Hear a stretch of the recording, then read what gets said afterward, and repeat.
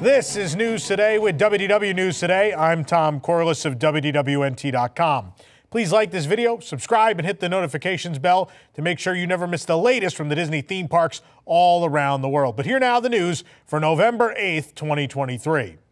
The Magic Kingdom has debuted a new Christmas show, The Frozen Holiday Surprise, a projection-based production at Cinderella Castle performing nightly. Frozen Holiday Surprise is approximately 7 minutes long and is performed each night at 6:15 p.m. But if you're attending Mickey's Very Merry Christmas Party, you'll have a second chance to see it at 8:15 p.m. During the show, over 100 snow geese appear on Cinderella Castle through projection technology. They help Olaf, who appears in person as a costume character, decorate the castle with a Happy Holidays banner, garlands, and more. Some items are straight out of Olaf's Frozen adventure. Anna, Elsa, and Kristoff arrive for the celebration with the sisters wearing their winter costumes again from Olaf's Frozen adventure. The characters sing portions of Ring in the Season and That Time of Year. Elsa uses her magic to transform the castle as well, and pyrotechnics go off and giant snowflakes are projected on the castle. The castle becomes an ice palace similar to Elsa's.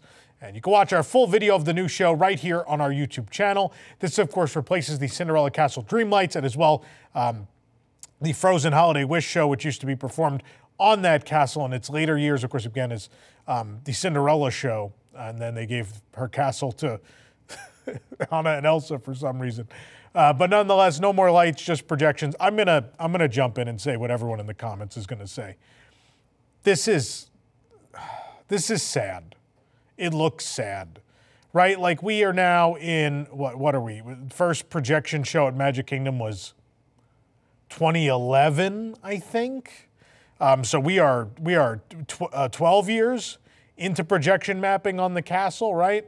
And so to have a show that's basically just a very short stage show with a few characters, not a whole lot to it, and really just heavily relying on projections on the castle, and none of which really push the envelope for what's been done with the technology or the presentation of it on the castle in all that time. I think it's sad. It's a definite step down. I know they claim that the guest satisfaction for the multiple projections they did starting in 2020, post-COVID, were high. They said people really liked that. I do not believe that guest satisfaction can be as high as the lights were.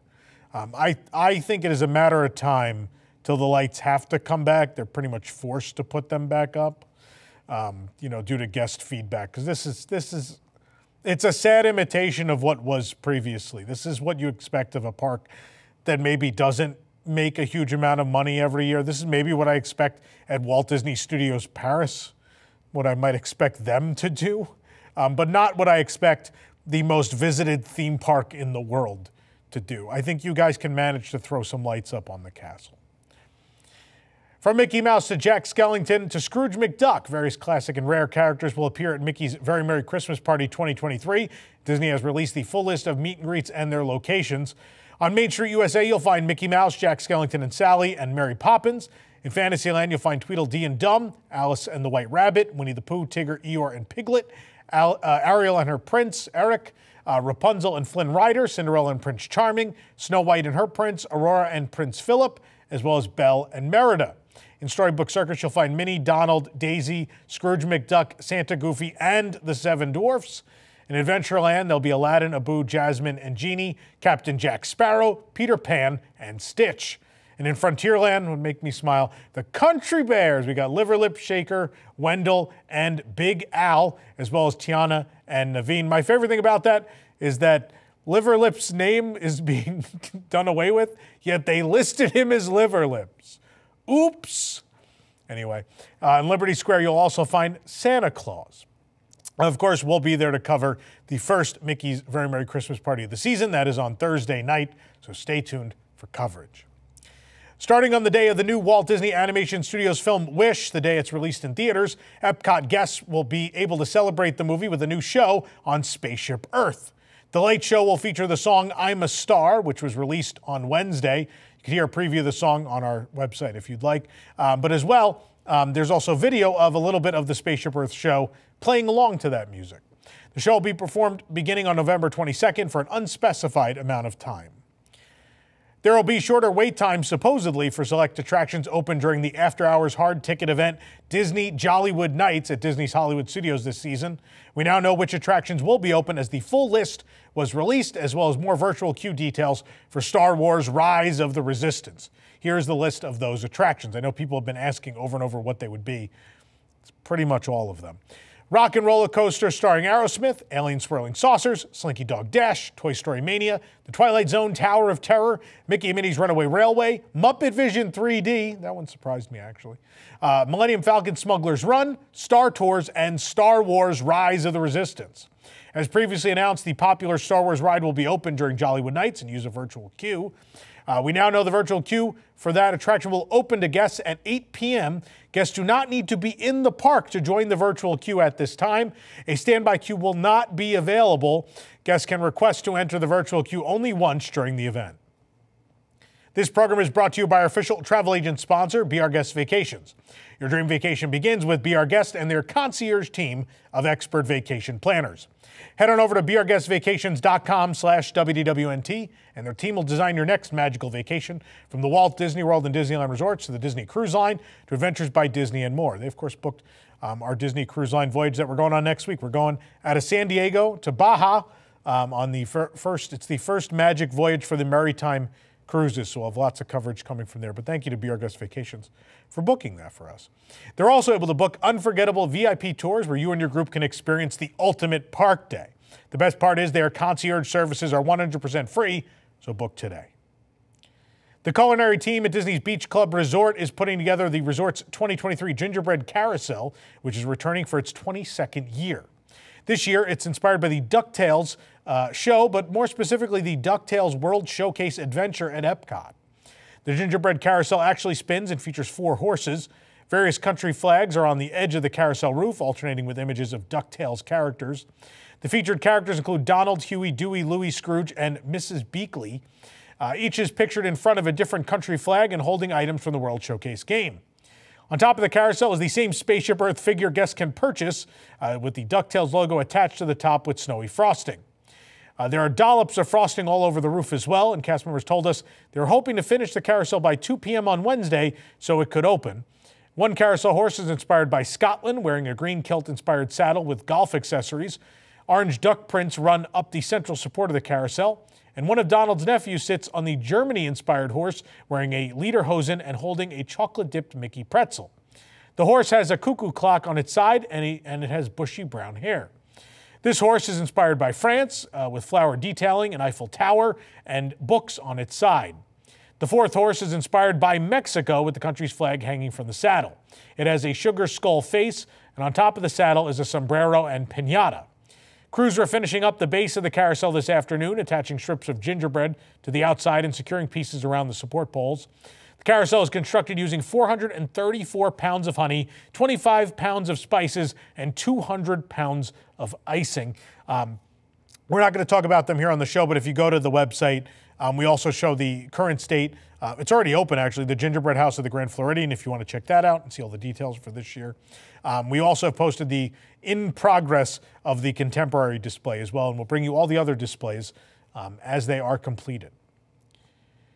Walt Disney World and Disneyland Resort are both experiencing the unfortunate trend of guests having bowel movements in their most popular ride queues, according to The Blast. What a name of a website to report on this.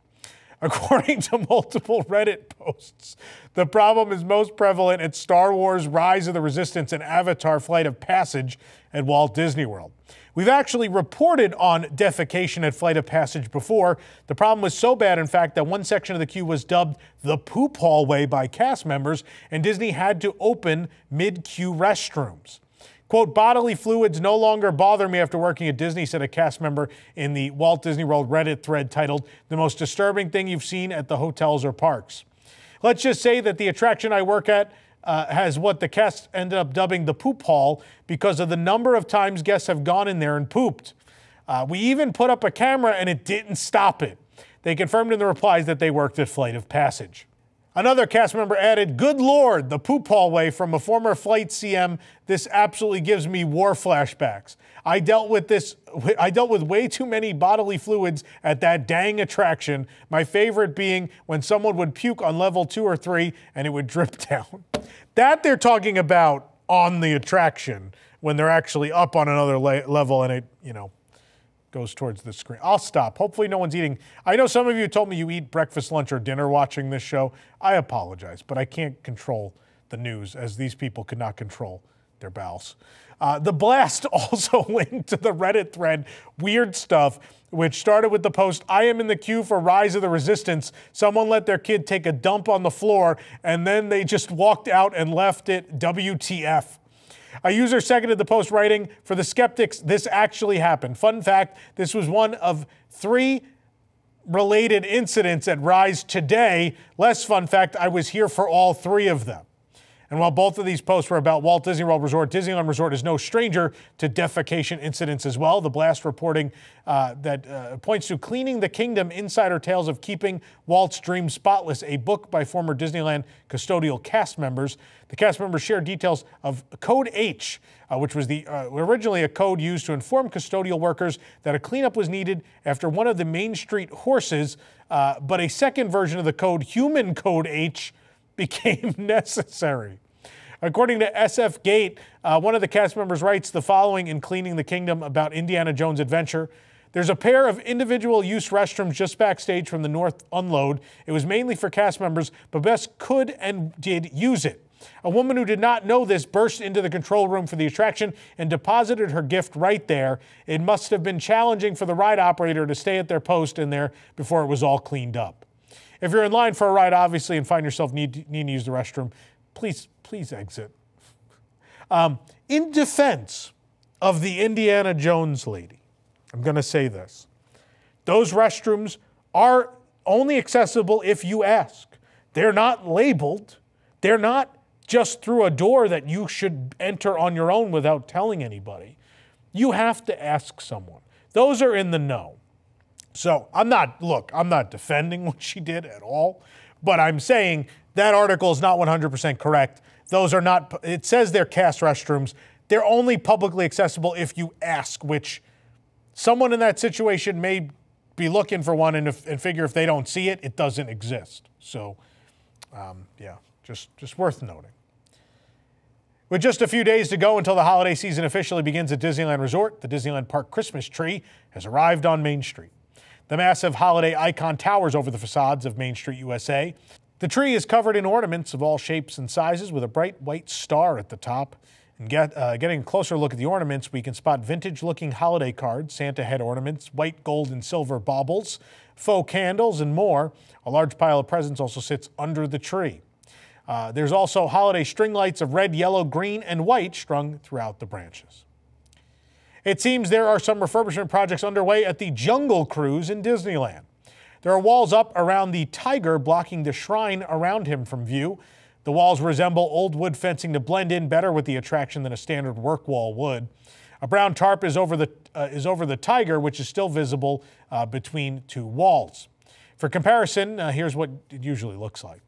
The other change was a missing African elephant. Guests first encounter this elephant and then usually see a second one in this section, but the elephant has been removed. Lastly, this may not be refurbishment work. It may just be something that's broken, but the piranhas towards the end of the attraction were not working when we visited. We'll keep you in the loop with changes at the Jungle Cruise at Disneyland as they happen. For the absolute latest on these stories and all that didn't make it into today's show, be sure to check WDWNT.com and follow us on all your favorite social media platforms. You can support the entire team behind this show and others by joining the WDWNT Interglobe Society at patreon.com/WDWNT. Get access to exclusive content, discounted show and event tickets. You get early access every week to the WDWNT podcast, and as well, the opportunity to watch them be recorded live and interact with us while we're doing it. A special shout out to all of our WIGS members watching who make this show happen every week. For the worldwide leader in Disney Parks news, this is Tom Corliss saying, enjoy the rest of your today and have a great, big, beautiful tomorrow. And if you have to go to the restroom in the middle of the show, just hit the pause button. Go. I'll be here when you get back. Don't worry about it. Welcome to Deep in the Plus. Each week, join host Rob Whiteside as he and a panel of Disney superfans take a different movie or TV show from the Disney Plus catalog. They'll tell you its history, details, and give their review, so you'll know if it's worth your time. Current shows, classic movies, and everything in between. Watch Deep in the Plus live Wednesday nights at 9 Eastern for new episodes, or catch Deep in the Plus anytime on YouTube on WDWNT TV.